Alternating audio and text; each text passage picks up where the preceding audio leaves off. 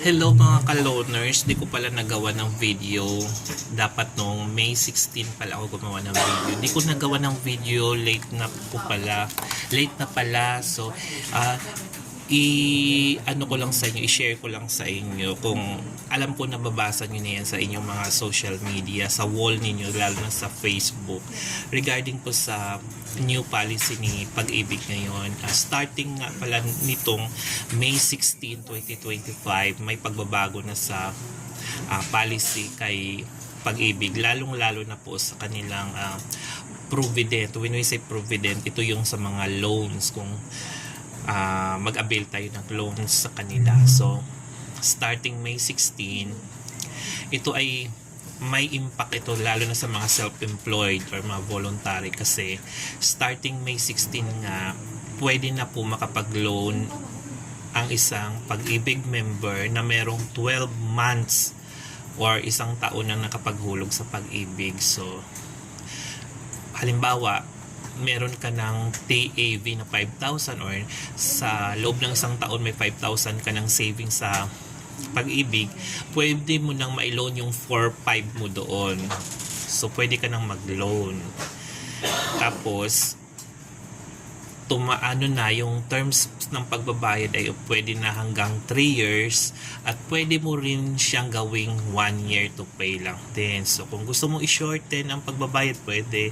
Kung gusto mo ring habaan dahil medyo magipit ka, pwede rin up to 3 years. So malaking bagay. And then, kung dati-rati 80% lang ang pwede nating ma-loan sa ating savings kay Pag-ibig, ngayon ay 90% na. Kaya yun ang maganda doon. Kaya doon sa mga ka-loaners dyan na gustong i-maximize ang inyong savings kay Pag-ibig para lalong lalaki ang inyong dividend in the future kung pala-loan kayo. So, loan na lang ng loan. So, kumuha muna kayo ng Loyalty Plus card kasi kailangan yon.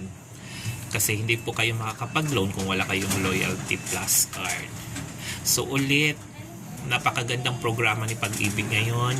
Pwede nang makapag-loan up to 90% ng ating total accumulated value or savings sa Pag-ibig. Up to 90%. Plus, pwede na rin mag-loan ang mga meron lamang na isang taon na naihulog kay Pag-ibig. So, loan lang tayo ng loan. Oo. Para lumaki ating dividend.